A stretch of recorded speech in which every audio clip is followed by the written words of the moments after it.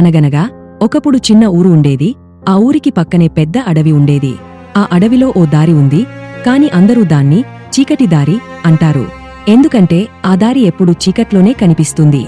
అట్టువైపు వెళ్లే ధైర్యం ఎవరూ చేయరు. ఈ ఊరిలో మోనిక అనే ధైర్యవంతురాలైన చిన్న అమ్మాయి ఉంటుంది. ఆమెకు అడవులు, గుట్టులు, మాయలు చాలా ఇష్టం. ఒకరోజు ఆమె తన కుక్క తిమ్మితో కలిసి చీకటి దారి వెళ్లాలని నిశ్చయించింది. ఇంటి దగ్గర నుండి బయలుదేరి వెళ్తున్న మోనిక అడవికి వెళ్తుందని విన్న గ్రామస్థులు భయపడి మోనికని ఆపాలని చూశారు. అక్కడికి వెళ్ళకూడదు పాపా, అది చాలా ప్రమాదకరం అన్నారు. కాని మోనిక నవ్వుతూ అంది, నేను వెళ్తాను, నాకు భయం లేదు. మోనిక తిమ్మితో కలిసి అడవిలోకి అడుగులు వేసుకుంటూ వెళ్ళింది. మొదట అక్కడ పక్షుల గానాలు, చెట్లగాలి శబ్దాలు మాత్రమే వినిపించాయి. కాస్త ముందుకెళ్తే చుట్టూ చీకటి మెల్లిగా చుట్టేస్తూ అంధకారంగా మారుతుంది. ఓ చెట్ల పొద కింద ఒక అద్భుతమైన నీలిరంగు పూల పొదలు, మెరిసే నీలిపూలు కనిపించాయి. అవి చీకట్లో మెరిసిపోతున్నాయి. మోనిక ఆశ్చర్యంగా చూసి ఆ పూలను తాకింది.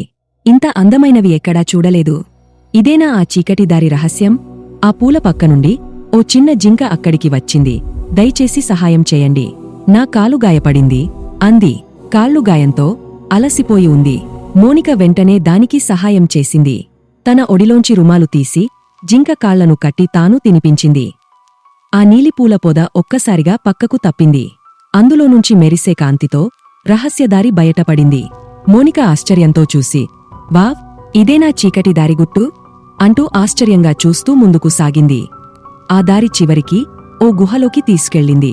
ఆ గుహలో చీకటి ఉంది, కాని జిగేల్మనే చిన్న చిన్న మినుగురులు, కాంతిమయమైన శిలాజాలు మెరిసిపోతూ గుహలో కాంతిని కలిగస్తున్నాయి. మోనిక తిమ్మిని పట్టుకుని మెల్లగా లోపలికి నడిచింది. గుహలో 3 దారులు ఉన్నాయి. ఎరుపు, ఆకుపచ్చ, నీలం రంగులలో మెరిసిపోతున్నాయి. మోనిక ఆశ్చర్యంతో చూసి కలవరపడింది. తిమ్మి ఆకుపచ్చ మార్గం వైపు పోగా మోనిక నవ్వుతూ అదే దారి ఎంచుకుంది.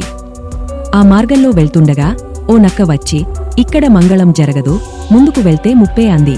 కాని మోనిక ధైర్యంగా, నువ్వు నన్ను మాయలో పడేయలేవు, నాకు నమ్మకముంది అంది. ఆ నక్క ఒక్కసారిగా ఓ ప్రకాశవంతమైన, అద్భుతమైన ఆత్మగా మారింది. నీ ధైర్యం వల్ల నేను స్వేచ్ఛ పొంది విముక్తి పొందాను అంటూ అంది. ఆ ఆత్మ మోనికకు ఒక మెరిసే మాంత్రిక తాళం ఇచ్చింది. అక్కడ నుండి ఆ నక్క మాయమైపోయింది. మోనిక ఆ తాళంతో ఒక పెద్ద రాతి తలుపును తెరిచింది. తలుపు తెరుచుకోగానే లోపల ఓ వెలిగే తోట కనిపించింది. అంత అందమైన తోటను మోనిక ఎప్పుడూ చూడలేదు. ఆ తోట మధ్యలో ఒక బంగారు చెట్టు ఉంది. దాని పండ్లు వెండి, బంగారు రంగుల్లో మెరిసిపోతున్నాయి.